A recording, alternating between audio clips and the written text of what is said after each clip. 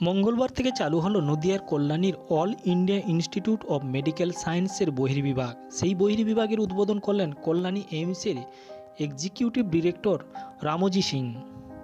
এদিন সাংবাদিকদের কাছে রামজি সিং জানিয়েছেন, সাধারণত 17টি বিভাগে বহির্বিভাগ পরিষেবা দেওয়া হয়ে থাকে। আমরা আপাতত ছোট আকারে অর্থাৎ 8টি বিভাগ দিয়ে বহির্বিভাগ শুরু করলাম। আশা করা যাচ্ছে আগামী এপ্রিল-মে মাসের মধ্যে সম্পূর্ণভাবে বহির্বিভাগ পরিষেবা শুরু করা যাবে। তবে সুপার স্পেশালিটি হাসপাতালের পরিষেবা দিতে আরও একটু সময় লাগবে। তবে অন্তর্বিভাগের পরিষেবা সহ সম্পূর্ণ পরিষেবা এবছর শেষের দিকে চালু করা যাবে। জানা গিয়েছে সপ্তাহের সোমবার থেকে শুক্রবার পর্যন্ত সকাল 9টা থেকে বেলা 1টা পর্যন্ত বহির্বিভাগ খোলা থাকবে। আপাতত একদিন আগে এইমসের হেল্পলাইন নম্বরে ফোন করে রোগীর নাম নথিভুক্ত করাতে হবে। বর্তমানে 150 থেকে 200 জন করে রোগী দেখা হবে। তবে খুব শীঘ্রই রোগীর নাম নথিভুক্ত করানো হবে অনলাইনে। রামজি সিং জানিয়েছেন, অন্তর্বিভাগ শুরু করতে প্রয়োজনীয় স্টাফ, সামগ্রী ও আসবাবপত্র না আসা পর্যন্ত তা শুরু করা যাচ্ছে না। রোগীকে যাতে সব সুবিধা দেওয়া যায় সে কথা মাথায় রেখেই সামান্য দেরিতে হলেও আমরা অন্তর্বিভাগ শুরু করব।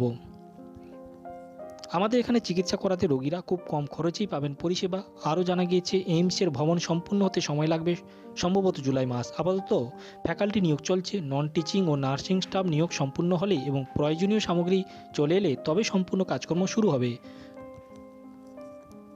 গবেষণাগত সাহায্যের জন্য ইতিমধ্যে বিভিন্ন সংস্থার সঙ্গে চুক্তিবদ্ধ হতে চলেছে কল্যাণী এইমস কর্তৃপক্ষ।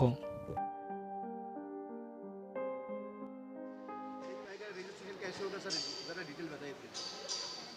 सबसे पहले तो आज एक बहुत अच्छा दिन है कि जिसमें हमने ओपीडी शुरू की है।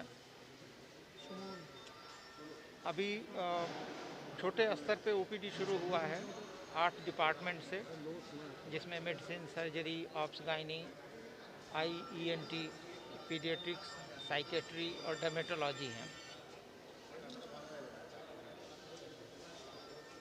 पेशेंट्स का अभी कंसल्टेशन सर्विस शुरू हुआ है और 150 से 200 मरीज से ज़्यादा जो है अभी हम नहीं देख पाएंगे, क्योंकि हमारे पास में अभी मैन पावर कम है। जैसे जैसे सुविधाएं बढ़ती जाएंगी हम ये संख्या बढ़ाते जाएंगे और निकट भविष्य में मुझे लगता है कि अप्रैल मई तक हम पूरी तरह से जो है ओपीडी की सेवाएं शुरू कर पाएंगे। कुल करीब 17 डिपार्टमेंट होते हैं जिसमें ओपीडी की सेवाएं जो है स्पेशलिटी में, बाकी सुपर स्पेशलिटी में थोड़ा और टाइम लगेगा।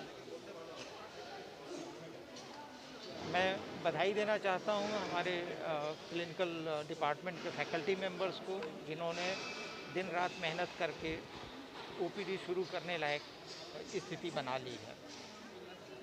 और इन लोगों का ही एफर्ट था कि जो हम आज ये शुरू कर पा रहे हैं। सर ये जो इनपेशेंट डिपार्टमेंट है सर, ये कब तक शुरू होने वाला है? इनपेशेंट डिपार्टमेंट जो है जब तक हमारे पास में बाकी स्टाफ और इक्विपमेंट और फर्नीचर नहीं आ जाता है तब तक हम नहीं शुरू कर पाएंगे, क्योंकि जब मरीज़ हम भर्ती करते हैं तो ये ध्यान रखना होता है कि हम सारी सुविधाएं दे पाएँ। ऐसा ना हो कि बीच रास्ते में हमको कहना पड़े कि भाई मरीज़ को आप दूसरी जगह ले जाइए, हमारे पास सुविधा नहीं है। तो उससे अच्छा है थोड़ी देर हो लेकिन अच्छे से हो, ताकि मरीज को पूरी सुविधा मिल सके। आधा अधूरा काम करने में कोई फ़ायदा नहीं होगा। सर कोई टारगेट डेडलाइन है आपके पास, कोई मतलब कब तक शुरू होना है, ऐसा कुछ मतलब कम फुल फ्लेज जो ऑपरेशन जो है? फुल फ्लेज ऑपरेशन जो है इस साल के अंत तक जो है उम्मीद कर रहे हैं, क्योंकि उसमें बहुत सारी चीज़ें इन्वॉल्व हैं। बिल्डिंग तो एक है, बिल्डिंग जो है हमको मिल जाएगी मई जून या जुलाई तक, लेकिन उसके बाद में उसका इक्विपमेंट आने में समय लगता है। फैकल्टी अपॉइंटमेंट हो रहे हैं, नॉन टीचिंग स्टाफ है, नर्सिंग स्टाफ है, ये सारा आने के बाद ही जो है हम ये कर पाएंगे। तो मेरी पूरी उम्मीद है कि ये इस साल के अंत तक जो है पूरी तरह से हम ये सुविधा शुरू कर पाएंगे। सर ये ओपीडी जो इनपेशेंट डिपार्टमेंट, ये तो पूरा फ्री ऑफ कॉस्ट है सर? जी, ये पूरा फ्री ऑफ कॉस्ट है? फ्री नहीं, फ्री ऑफ कॉस्ट जो है कोई भी एम्स में नहीं है। अच्छा। क्योंकि ऑटोनॉमस इंस्टीट्यूट है, थोड़े से रिसोर्सेज हमको जो है जनरेट करने पड़ते हैं, क्योंकि इतना खर्चा होता है कि जो अकेले जो है कोई भी सरकार कहीं भी नहीं दे सकती है। लेकिन इतना सब्सिडाइज रहेगा, इतना कम खर्चा रहेगा, क्योंकि एक भी मरीज़ को आप कहीं भी आप भर्ती कराते हैं तो पर डे जो सुविधाएं आप देख रहे हैं इसमें कितना खर्च आता है।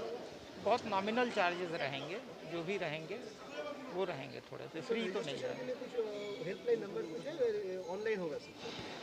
आ, नहीं, ऑनलाइन करेंगे। ऑनलाइन करने की सबसे बड़ी सुविधा है ना कि हमारा पेशेंट कहीं से भी जो है अपने को रजिस्टर कर सकता है, उसको वेट नहीं करना पड़ेगा, फिर आते ही जो है उसका सारा काम आसानी से हो जाएगा।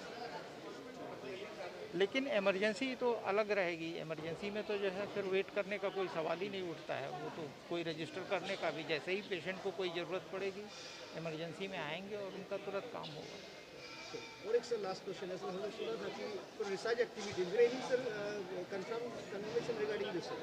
देखिए, वो रिसर्च के हिसाब से जो है उनके साथ में कोलैबोरेशन करना है, और वो क्योंकि वो लोग बेसिक साइंसेज में रिसर्च करते रहते हैं, तो मेडिकल फील्ड अगर उनके साथ में जुड़ता है तो जितने भी इनोवेशंस होते हैं, जितनी भी नई चीज़ें बनती हैं, बिना उनके सहयोग के नहीं बन पाती हैं। तो NIBG और ISSR से हम जो है सहयोग, बल्कि आइसर से तो हमारा MOU भी हो चुका है रिसर्च के लिए, और NIB से भी हम जल्द ही करने वाले हैं। बल्कि हम तो IIT वगैरह से भी जो है जुड़ेंगे और बाहर की संस्थाओं से भी जुड़ेंगे। Any other question?